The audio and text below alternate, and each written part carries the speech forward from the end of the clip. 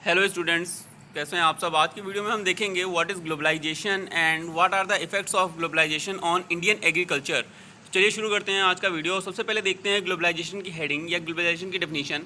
What is globalisation? Globalisation is the process by which people, their culture, money, goods and information etcetera can be transferred between countries with few or no barriers. कहने का मतलब है यहाँ पर कि globalisation एक वह प्रक्रिया है जिसमें लोग, उनकी सभ्यताएं, पैसा, वस्तुएं और सूचनाएं कैन बी ट्रांसफर्ड आदान प्रदान की जा सकती हैं बिटवीन कंट्रीज, दो या दो से अधिक देशों के मध्य में, with few or no barriers, कुछ या बिल्कुल भी रुकावटों के बिना। बैरियर्स क्या होता है? बैरियर्स वो होता है जो आपको व्यापार करने से रोके, जैसे कि टैक्स। ये हम लोग पढ़ेंगे बेटा अपकमिंग वीडियोज़ में। सेकेंड पॉइंट कह रहा है because of these breakdowns in barriers जो ट्रेड और रिस्ट्रिक्शंस लगाए जाते थे दूसरे देश से आने वाले सामानों पे और दूसरे देश से आने वाले व्यापारियों पे, उनको अब कम कर दिया गया है वर्ल्ड ट्रेड ऑर्गेनाइजेशन की हेल्प से, जिसकी वजह से many different places became interdependent on each other. बहुत सारे डिफरेंट प्लेसेस या बहुत सारी डिफरेंट कंट्रीज़ हैं जो एक दूसरे पर अब निर्भर होती जा रही हैं। इंटरडिपेंडेंट, एक दूसरे पर परस्पर निर्भर होती जा रही है, यानी कि एक वस्तु लेती हैं और दूसरी वस्तु उनसे खरीदती हैं, और इस तरह से जो कई देश हैं वो आपस में एक दूसरे पर निर्भर हो गए हैं, और इस तरह से व्यापार आपका बढ़ रहा है। और जो कंपनियां पहले एक ही देश में काम करती थी वो अब मल्टीनेशनल हो गई हैं, यानी कि वो कंपनियां अब ग्लोबल हो गई हैं, और यही प्रोसेस कहलाता है ग्लोबलाइजेशन। किस तरह से होता है, कितने प्रकार का होता है, ये देखते हैं। सबसे पहले आता है types of globalisation. Types of globalisation आपका तीन तरह का देखने को मिलेगा, इकोनॉमिक, सोशल एंड पॉलिटिकल। सबसे पहले आता है economic globalisation. Economic globalisation in this countries that trade with many others, वह देश जो कई देशों के साथ व्यापार करते हैं, and have few trade barriers, और बहुत कम रिस्ट्रिक्शंस होते हैं व्यापार से संबंधित, आर इकोनॉमिकली ग्लोबलाइज्ड, वह आर्थिक रूप से वैश्विक होती हैं। यानी कि अगर आपके देश में व्यापार दूसरे देश से आने वाली कंपनियों पर बहुत कम प्रतिबंध लगाए जा रहे हैं, तो ऑब्वियस सी बात है आपके देश में होने वाला विदेशी निवेश बढ़ेगा, और इस तरह से आपके देश की कंपनियां और आपके देश में जो प्रोडक्ट्स का स्टैंडर्ड है वो ग्लोबलाइज यानी कि वैश्विक स्तर तक पहुंच जाएगा। नेक्स्ट है social. Social globalization, it is a measure of how easily information and ideas passes between people in their own country and between different countries, includes access to internet and social media network. Social globalisation का मतलब है जैसे हम यहाँ पर बैठे हैं और कोई व्यक्ति हमारे साथ का दूसरे देश में बैठा है, तो हमारा आपस में कांटेक्ट कैसे होगा, जो इन्फॉर्मेशन एक्सचेंज है वो कैसे होगा, कितनी आसानी से हो सकता है। पिछले 10 सालों में हमने देखा है 3G टेक्नोलॉजी आने के बाद दुनिया के किसी भी कोने में आप बैठकर वीडियो कॉल आसानी से कर सकते हो। पहले के टाइम पर आपको अगर कॉल भी करनी होती थी तो ISD लगता था और बहुत महंगा रेट आता था, लेकिन अभी सिर्फ आपको इंटरनेट पैक कराना है और ईजिली आप इंफॉर्मेशन दुनिया के किसी भी कोने में पास ऑन कर सकते हो। मीनिंग समझ लेते हैं एक बार इसका। A measure of how easily, एक तुलना कि कितनी आसानी से आप इंफॉर्मेशन एंड आइडियाज़, सूचनाएं और विचार, पास बिटवीन पीपल, लोगों तक पहुंचा सकते हो, इन देयर ओन कंट्री, अपने ही देश में, या फिर बिटवीन डिफरेंट कंट्रीज, या फिर दूसरे देशों में रहने वाले लोगों के बीच तक। इंक्लूड्स एक्सेस टू इंटरनेट, और इसमें आता है कि कितनी आसानी से आपको इंटरनेट फैसिलिटी मिल रही है, एंड सोशल मीडिया नेटवर्क्स, और कितनी आसानी से आप सोशल मीडिया नेटवर्क्स को एक्सेस कर पा रहे हो। सपोज आप फेसबुक पर हो तो आपको फेसबुक की इन्फॉर्मेशन मिल रही है, लेकिन अगर आप Facebook, Twitter, Instagram etcetera social media platforms पर हो तो आपको इन्फॉर्मेशन और ज़्यादा तेज़ी से और कई जगह से मिलेगी, तो उसकी ऑथेंटिसिटी बढ़ जाती है और नए नए आइडियाज़ भी ईजिली मिल जाते हैं। नेक्स्ट कहता है political globalisation. The amount of political cooperation between countries, जो देश हैं उनके बीच में कितना ज़्यादा राजनीतिक सहभागिता या कितना ज़्यादा आपस में सहयोग रहता है राजनीतिक रूप से, यह बताता है कि वह देश कितना ज़्यादा राजनीतिक रूप से ग्लोबलाइज्ड हैं। सपोज अब हमें इंडिया और रशिया से व्यापार करना हो तो हमें पता है आए दिन हम लोग डिफेंस डील करते रहते हैं रशिया के साथ, तो हम कह सकते हैं कि राजनीतिक रूप से हम लोग रशिया के साथ बहुत ज़्यादा फ्रेंडली हैं। लेकिन अगर वही डील सपोज हमें चाइना या पाकिस्तान से करनी हो तो उतना ज़्यादा पॉलिटिकली ग्लोबलाइज हम वहाँ पर नहीं हैं, लेकिन अदर कंट्रीज से देखें तो हम हैं। तो यही चीज़ें बताती हैं कि दो देश आपस में राजनीतिक रूप से कितना सहयोग कर रहे हैं और कितना आसानी से technology and information ideas exchange कर रहे हैं। इसके बाद हम देखते हैं हाउ ग्लोबलाइजेशन अकर्स या इम्पैक्ट ऑफ ग्लोबलाइजेशन। तो इससे हम शुरू करते हैं टॉप लेफ्ट कॉर्नर से। इम्पैक्ट ऑफ ग्लोबलाइजेशन में सबसे पहला पॉइंट है इंक्रीज्ड ट्रेड। ऑब्वियस सी बात है, जब हम आइडियाज़ और जब हम चीज़ों को एक जगह से दूसरी जगह भेज रहे हैं, ज़्यादा चीज़ों को भेज रहे हैं, तो ट्रेड में, व्यापार में वृद्धि होएगी, increased trade. Second point says greater competition. जब एक ही चीज़ की कई सारे रूप आ जाएंगे, एग्जाम्पल के तौर पर टूथपेस्ट ले लेते हैं हम, कई कंपनियों के टूथपेस्ट आते हैं, तो इस तरह से उन कंपनियों के बीच में कंपटीशन बढ़ जाता है। और आपने देखा होगा हर टूथपेस्ट एडवर्टाइज करता है और हर टूथपेस्ट अपने आप को ही या अपने प्रोडक्ट को ही बेहतर बताने की कोशिश करता है। कंपटीशन बढ़ने की वजह से अब अगर एक प्रोडक्ट 100 रुपये का है और दूसरा 10 रुपये का है, तो ऑब्वियस सी बात है 10 रुपये वाला प्रोडक्ट ज़्यादा बिकेगा। लोग उसे ईजिली ट्राई कर लेंगे और ईजिली जान जाएंगे कि हाँ ये प्रोडक्ट अच्छा है या नहीं। और नहीं भी होगा तब भी 10 रुपये की चीज़ ज़्यादा कंज्यूम की जाएगी। तो इस वजह से सभी कंपनियां क्या करती हैं, अपने प्रोडक्ट का प्राइस लो रखने की कोशिश करती हैं, जिससे अल्टीमेटली फ़ायदा किसका होता है, कंज्यूमर्स का। Next point says economies of scale. अब अगर हमें प्राइस कम रखना है प्रोडक्ट का, तो ऑब्वियस सी बात है हमें अपना प्रोडक्शन प्रोसेस ऐसा रखना होगा जिससे कि प्राइस, हमारा जो कॉस्ट है वो बहुत कम रहे। जब कॉस्ट कम रहेगी तभी हम एमआरपी भी कम रख पाएंगे। इसके लिए companies adopt more efficient production methods. Next point is increased capital and labour mobility. पैसा बहुत तेज़ी से इधर से उधर होता है। कैपिटल का मतलब पूंजी। The money used to start और run the business is known as capital. पैसा, वह पैसा जो बिजनेस शुरू करने या बिजनेस को चलाने में लगाया जाता है उसे कैपिटल कहते हैं। और यह अब बढ़ गया है, यानी कि अब कोई भी बिजनेस आपको स्टार्ट करना है तो पैसा ज़्यादा लगता है, क्योंकि आपको मास स्केल या बहुत बड़े पैमाने पर कंपटीशन को फेस करना पड़ता है at the beginning he. And labour mobility. Labour mobility का मतलब है कि जो परिश्रम करने वाले लेबर हैं वो भी अब एक जगह से दूसरी जगह माइग्रेट होते हैं। जैसे आपने अभी देखा होगा कोविड-19 के टाइम पर करोड़ों की संख्या में लेबर्स जो हैं वो बड़े शहरों से वापस अपने शहर आए थे। यानी कि ये पहले के टाइम पर जब नहीं थी पेंडेमिक, तब छोटे शहरों से बड़े शहर में काम करने भी गए होंगे। तो इसे ही लेबर मोबिलिटी कहा जाएगा, जो एक जगह से दूसरी जगह माइग्रेट हो रहे हैं in search of better life and work. इसके बाद जो रेड बॉक्सेस आपको दिख रहे हैं ये हैं negative impacts. First one is tax avoidance. कंपनियां जो है दो देशों में व्यापार करती हैं और टैक्स जो है वो अवॉइड करती हैं। टैक्स कैसे अवॉइड करती हैं कि सपोज वो कहेंगी कि हमने ए देश की कंपनी अगर बी देश में व्यापार कर रही है, तो वो ए देश से कहती है कि हमने बी देश में ही टैक्स दे दिया है और ए देश में टैक्स नहीं देती है। या वो ए देश में ज़्यादा प्रोडक्शन करके सामान जो है बी देश में बेच रही है और सारा टैक्स जो है बी देश को मिल रहा है, ए को कुछ नहीं मिल रहा है। तो टैक्स अवॉइडेंस, दो जगह पर कंपनियों की पहुंच होने की वजह से they search for loopholes to avoid taxes.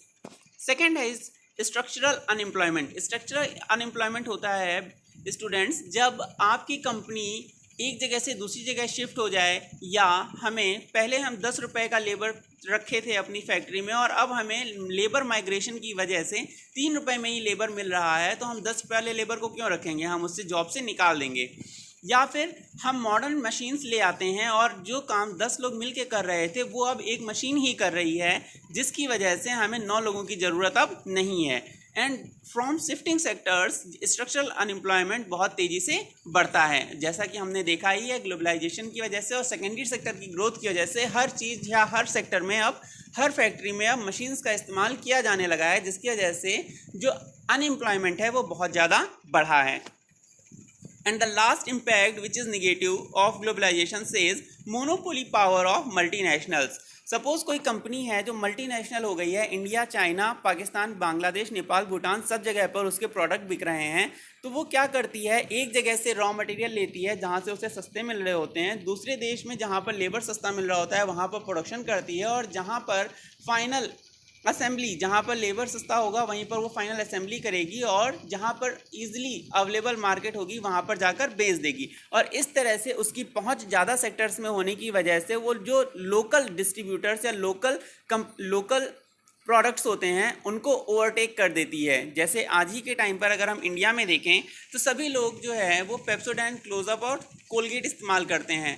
Dabur toothpaste हो गया या जो लोकल आते थे हमारे मार्टन सॉल्ट वगैरह, वो अब कोई भी इस्तेमाल नहीं कर रहा है। तो जो लोकल प्रोडक्ट्स हैं वो धीरे धीरे डिक्रीज़ हो जाते हैं ग्रोथ में भी और सेल में भी। तो इसे हम कहते हैं मोनोपोली पावर ऑफ मल्टीनेशनल्स। और मोनोपोली का मतलब एकाधिकार, एक ही सेलर बचता है मार्केट में और वो कैसा होता है, मल्टीनेशनल या ज़्यादा पावरफुल, जो लोकल्स को हटा देता है या लोकल प्रोडक्ट्स को एकदम ही कंपटीशन से रिमूव कर देता है। इसे हम और डिटेल में समझते हैं नोट्स से। इम्पैक्ट ऑफ ग्लोबलाइजेशन और एग्रीकल्चर, नोट्स में 5 पॉइंट्स अगर ये बोर्ड एग्जाम में क्वेश्चन आता है तो आपको लिखना है। कैसे लिखना है देख लीजिए। First point says globalisation is not a new phenomena. Globalisation या वैश्वीकरण कोई नया कॉन्सेप्ट नहीं है। It was there at the time of colonisation. जब अंग्रेज पूरी दुनिया में या जब यूरोपियन देश पूरी दुनिया पर कब्जा कर रहे थे, कॉलोनीज बना रहे थे, उस टाइम से ये चल रहा है। वो एक जगह से रॉ मटेरियल लेते थे और दूसरी जगह पर उसे मैन्युफैक्चर या फिनिश गुड में कन्वर्ट करते थे और तीसरी जगह पर जहाँ पर ईजिली अवेलेबल मार्केट होती थी वहाँ पर बेच देते थे। Second point says till today it is one of the important items of export from India. आज के समय में भारत से एक्सपोर्ट किए जाने वाले कई प्रमुख सामान उपलब्ध हैं या कई प्रमुख आइटम्स अवेलेबल हैं। Third point says cotton textile industry in Manchester in United kingdom and Liverpool flourished. जो कॉटन टेक्सटाइल इंडस्ट्री मैनचेस्टर और लिवरपूल में है वो फ्लोरिश, वो बहुत ज़्यादा उभरी या बहुत ज़्यादा अच्छे से ग्रो करी due to the availability of good quality cotton from India, क्योंकि उसे इंडिया से बहुत अच्छी क्वालिटी का कॉटन मिल रहा था। ब्रिटेन को कॉटन अमेरिका से भी मिलता था, लेकिन सिविल वॉर के टाइम पर अमेरिका से कॉटन मिलना बंद हो गया था और सोली या उसे सिर्फ इंडिया से ही रॉ कॉटन मिलता था। और इंडियन रॉ कॉटन की जो क्वालिटी थी वो far better than American raw cotton से थी, जिसकी वजह से मैनचेस्टर और लिवरपूल में कॉटन टेक्सटाइल का बिजनेस बहुत ज़्यादा फ्लोरिश, बहुत ज़्यादा पनपा। Fourth point is the Champaran movement which started in 1917 in Bihar. Champaran movement हमें पता है क्यों हुआ था, इंडिगो प्लांटर्स के रिवोल्ट की वजह से, या इंडिगो प्लांटर्स जिनको कंपल्शन था कि उन्हें अपनी लैंड, टोटल लैंड की 3/20 एरिया पर इंडिगो कल्टिवेट करना पड़ेगा, उनकी वजह से हुआ था। Fifth point says under globalisation, वैश्वीकरण के अधीन, पर्टिकुलरली आफ्टर 1990, इंडिया में 1990 और 1991 के टाइम पर बहुत बड़ा इंडस्ट्रियल रिफॉर्म हुआ था और न्यू इंडस्ट्रियल पॉलिसी लॉन्च की गई थी, जिसकी वजह से the farmers in India have been expose to new challenges. जिसकी वजह से फार्मर्स जो थे इंडिया में उन्हें नए चैलेंजेस का सामना करना पड़ा था। जैसे पहले के टाइम पर फार्मर्स जो है वो सारा काम मैनुअली करते थे, लेकिन न्यू इंडस्ट्रियल पॉलिसी की वजह से सेकेंडरी सेक्टर बहुत तेज़ी से ग्रो करता है। सेकेंडरी और टर्सरी सेक्टर दोनों ही बहुत तेज़ी से ग्रो करते हैं, जिसकी वजह से बहुत सारे लोग फार्मिंग छोड़कर सेकेंडरी और टर्सरी सेक्टर में माइग्रेट हो जाते हैं। प्लस जो बहुत सारे लोगों को एम्प्लॉयमेंट मिल रहा था एग्रीकल्चर से, वो लोगों की ज़रूरत ही हट गई जब हमें मॉडर्न मशीन्स ईजिली काम को ख़त्म करने के लिए मिलने लगी। ट्रैक्टर आ गया तो हमें 10 लोगों की ज़रूरत ही नहीं पड़ी, हमें बुल्स की भी ज़रूरत नहीं पड़ रही थी या मैनुअल वर्क करने की भी ज़रूरत नहीं पड़ रही थी। इसके बाद हम इसे और डिटेल में समझते हैं। Impact of globalisation on Indian economy, अर्थव्यवस्था पर ग्लोबलाइजेशन का क्या असर पड़ा है। Favourable impact on overall growth rate of economy, this is a major improvement. Overall अगर हम देखते हैं इंडियन इकोनॉमी पे तो फेवरेबल यानी कि अच्छा ही प्रभाव पड़ा है। This is a major improvement given that India's growth rate in 70s, 1970 के टाइम पर, यानी आज से 50 साल पहले, इंडिया की ग्रोथ रेट जो है वो सिर्फ 3% थी, which was less than Brazil and Indonesia, जो ब्राज़ील और इंडोनेशिया से भी बहुत कम थी। Their GDP been almost twice, और उनकी जो जीडीपी यानी ग्रॉस डोमेस्टिक प्रोडक्ट है वो 1970s में इंडिया का लगभग दुगना होता था।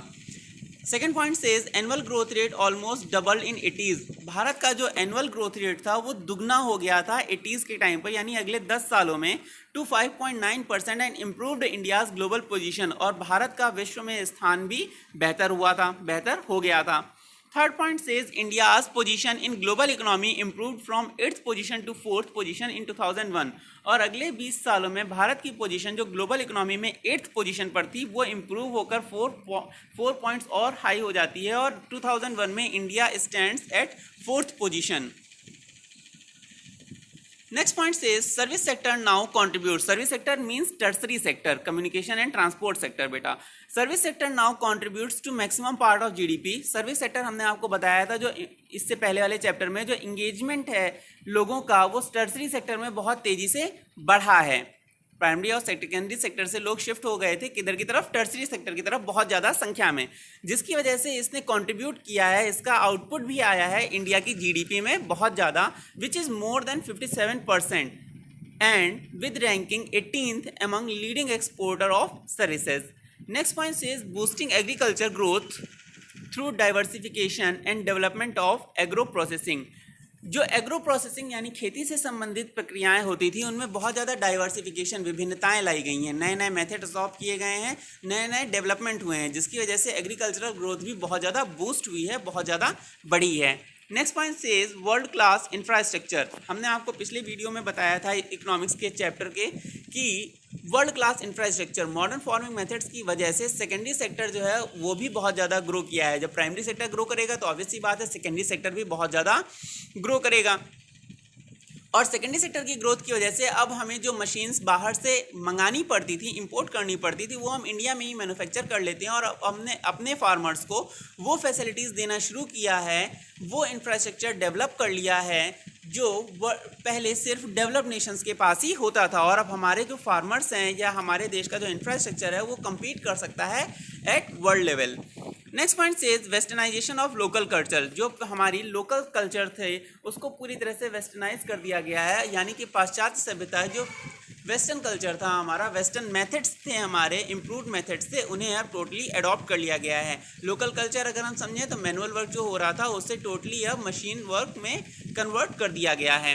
Next point is destruction of organic agriculture and depletion of natural resources. ये आपका निगेटिव इम्पैक्ट्स में आएगा. नेक्स्ट 2 पॉइंट्स देखिएगा ध्यान से. Destruction of organic agriculture. पहले के टाइम पे जब मॉडर्न फार्मिंग मेथड्स नहीं आए थे, पेस्टिसाइड्स और फर्टिलाइज़र बहुत ज़्यादा इंडिया में नहीं बन रहे थे, उस टाइम पे नेचुरल मैन्योर जैसे गाय के गोबर किया जाता था ऑर्गेनिक एग्रीकल्चर में, जिसे ऑर्गेनिक एग्रीकल्चर कहा जाता था. एंड जो कि अब डिस्ट्रक्शन यानी कि पूरी तरह से ख़त्म हो गया है. And depletion of natural resources. और जो प्राकृतिक संसाधन है जैसे कि हमारा लाइफ स्टॉक है उसमें बहुत ज़्यादा डिप्लीशन यानी कि कमी हो गई है. Last point is empowering population through universal education and health care. जो पॉपुलेशन है उसे universal education and health care यानी कि जो स्टैंडर्ड है, पहले हम इंडिया में जैसे पहले जो है सिर्फ इंडिया में अपना ही एजुकेशन सिस्टम चल रहा था, लेकिन जैसे जैसे ग्लोबलाइजेशन हुआ बाहर से लोग इंडिया में आए, उन्होंने नए नए रिफॉर्म सजेस्ट किए और अब जो इंडिया का एजुकेशन सिस्टम या टेक्नोलॉजी है वो वर्ल्ड लेवल की हो गई है. यानी कि जो विदेशों में है, जो एक डेवलप्ड नेशन के पास है, वो टेक्नोलॉजी अब इंडिया के पास भी है, जिसकी वजह से एम्पावरिंग पॉपुलेशन, जो पॉपुलेशन है हमारे यहाँ की, वो भी अब स्किल्ड हो रही है. हमने आपको बताया था लेबर 3 तरह का होता है, skilled, semi skilled and unskilled. तो अभी तक इंडिया में अनस्किल्ड लेबर बहुत ज़्यादा था, वो काम करते करते स्किल्ड हो जाता था, सेमी स्किल्ड हो जाता था, लेकिन स्किल्ड वो टेक्निकल एजुकेशन अटेन करने के बाद ही बन पाएगा, जो अब पॉसिबल है. तो ये थे आपके इम्पैक्ट ग्लोबलाइजेशन के इंडियन इकोनॉमी पर. इसके बाद हम माइंड मैप देख लेते हैं, आपको याद रखने में आसानी होगी. यहाँ पर 19 से 20 पॉइंट्स हैं जो ग्लोबलाइजेशन की वजह से हो रहे हैं. देख लेते हैं एक बार. इनमें से अगर आपको 6 भी याद रह गए तो सफिशिएंट है आपके लॉन्ग आंसर को कंप्लीट करने के लिए. Just convert these points into headings when it comes in a long question. पहला पॉइंट आपका कह रहा है, टॉप लेफ्ट कॉर्नर से देखिएगा, अकाउंटेबिलिटी यानी कि भरोसेमंद, विश्वसनीयता हमारी बढ़ रही है. दूसरा है टेररिज्म हमारा कम हो रहा है, क्योंकि अगर एक देश दूसरे देश का सहयोग कर रहा है तो एक अपराधी दूसरे देश में जाकर छुप नहीं पाएगा फिर.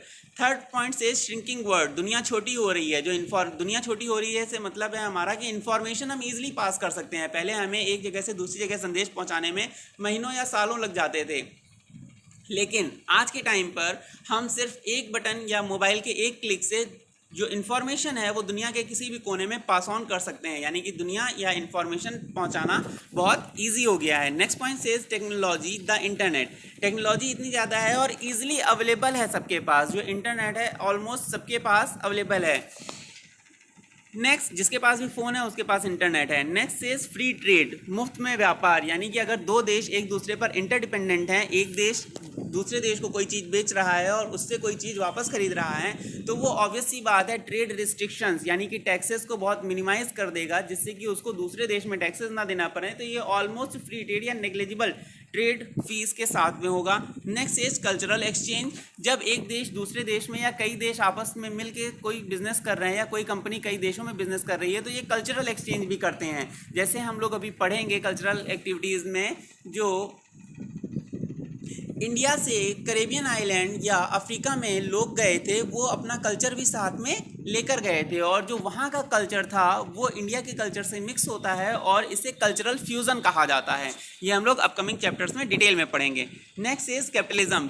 कैपिटलिज्म मीन्स पूंजीवाद। जो पैसे वाले लोग हैं उनका प्रभाव रहता है सब जगह पर, या हम कहें मल्टीनेशनल कंपनीज का प्रभाव रहता है लोकल डिस्ट्रीब्यूटर्स या लोकल प्रोड्यूसर्स पर। Next is monopoly power. ये पॉइंट हमने अभी आपको ऊपर एक्सप्लेन किया था। जिन लोगों के पास पैसा रहता है, जो मल्टीनेशनल कंपनीज होती हैं, वो लोकल कॉम्पिटिशन कर देती हैं और सोली पावर में आ जाती हैं या वो मोनोपोली इस्टेब्लिश कर लेती हैं।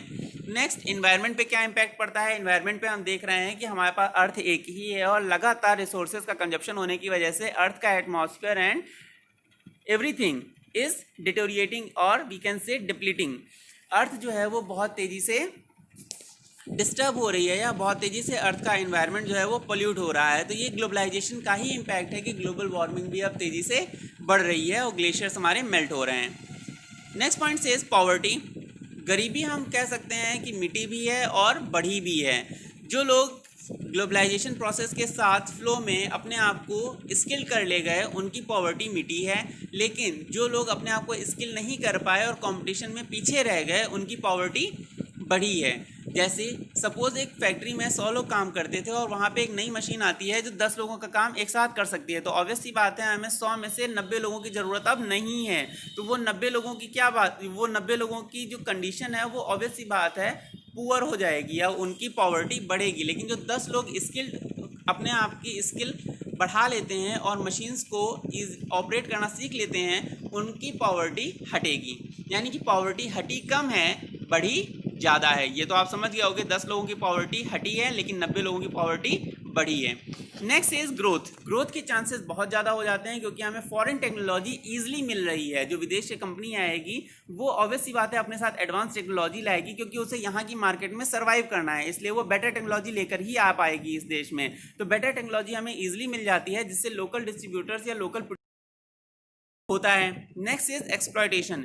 Exploitation in the sense of हमें प्राइस रिडक्शन करना है, एफिशिएंट मेथड अडॉप्ट करना है, जिसकी वजह से हम लेबर आउटपुट मैक्सिमाइज कर देते हैं। यह हम लोग नेक्स्ट चैप्टर जो है हिस्ट्री का है ग्लोबलाइजेशन, उसमें पढ़ेंगे। जब फोर्ड ने असेंबली लाइन को इंट्रोड्यूस किया था तब प्रोडक्शन जो है वो कई गुना बढ़ गया था, लेकिन वर्कर्स को आराम करने का मौका बिल्कुल नहीं मिल रहा था। यानी कि एक कन्वेयर बेल्ट आती थी जिस पर सारे प्रोडक्ट रखे होते थे। आप देखते होंगे अगर कभी डिस्कवरी पे फूड वर्क्स वगैरह देखा होगा, एक मशीन चलती रहती है, बेल्ट चलती रहती है जिस पर सारे प्रोडक्ट आते रहते हैं और वर्कर एक जगह पर खड़ा होकर जल्दी से जल्दी उनको पैक करता रहता है या अपना काम करता रहता है। अगर वो 1 सेकंड के लिए भी रुक जाए तो वो कन्वेयर बेल्ट नहीं रुकती है और वो प्रोडक्ट आगे निकल जाएगा, यानी कि पूरा जो प्रोसेस है वही ठप हो जाएगा, जिसकी वजह से वर्कर को लगातार काम करना पड़ता है बिना आराम किए। तो it is a type of exploitation, लेकिन क्योंकि हमें सैलरी भी उसी हिसाब से मिल रही है इसलिए नो वन अपोजेज। इसके बाद नेक्स्ट आता है ब्रांड्स। ब्रांड्स क्रिएट हो रहे हैं। जैसे हम बात करें इस टाइम पर, तो सभी लोग जानते हैं उन अच्छी कंपनियों को जिनके एडवर्टाइज टीवी पर आते हैं, लेकिन कोई भी ऐसी कंपनी का प्रोडक्ट नहीं खरीदेगा जिसके बारे में उसने कभी सुना ना हो। यानी कि जिस चीज़ को आप टीवी पर देख रहे हो, जिस चीज़ के एडवर्टाइज बार बार आ रहे हैं, जिस ब्रांड को आप पहचानने लगे हो, जिस सिंबल को आप पहचानने लगे हो, उसके प्रोडक्ट ज़्यादा परचेज़ किए जाते हैं, ना कि उसके जिसका एडवर्टाइज नहीं आता है उसके। तो लोग जो कंपनीज़ हैं जो इस्टेब्लिश हो गई हैं वो अपने आप में ही एक ब्रांड बन चुकी हैं। Next point says outsourcing. Outsourcing का मतलब होता है एक देश से इंफॉर्मेशन दूसरे देश में जाना, या एक देश से लेबर, चीज़ें, पैसा दूसरी जगह पर जाना, या दूसरे देश से एक देश में आना। Next is trade versus aid. Next is recognition, पहचानना, ब्रांड वैल्यू हमने आपको बताया। इसके बाद कम्युनिकेशन, इंफॉर्मेशन एक्सचेंज, ये भी आपका हो चुका है। नेक्स्ट इज इक्वलिटी, इनइक्वलिटी, समानता और असमानता। And last point says integration of economies, अर्थव्यवस्थाओं का समाकलन या आपस में जुड़ना। जैसे इस टाइम पर हम देखें तो चाइना से इंडिया में कितना ज़्यादा व्यापार होता है, भारत भी चाइना को बहुत सारी चीज़ें भेजता है और चाइना भी भारत में बहुत सारी चीज़ें भेजता है। तो इंटीग्रेशन यानी कि आपस में ये चीज़ें कैसी हैं, मिली हुई हैं। हम पूरी तरह से चाइना के व्यापार को या चाइना से आने वाली चीज़ों को बैन नहीं कर सकते हैं। क्यों? क्योंकि इंडिया भी कुछ चीज़ें चाइना को भेजता है। प्लस अगर हम चाइना से पूरी सारी चीज़ें बंद कर देंगे तो ये WTO के जो रूल्स होगा, जिसकी वजह से भारत को भी दूसरे देशों में चीज़ें बेचने से रोका जा सकता है। तो आई होप ये माइंड मैप आपको हेल्प करेगा। एटलीस्ट आप 6 से 7 पॉइंट्स तो याद रख ही लेंगे इनमें से, और यही आपका हो जाएगा impact of globalisation on Indian agriculture as well as Indian economy. तो ये था आपका आज का वीडियो। कोई भी डाउट हो तो कमेंट सेक्शन में ज़रूर पूछ लीजिए। मिलते हैं नेक्स्ट वीडियो में। Till then take care, thanks for watching.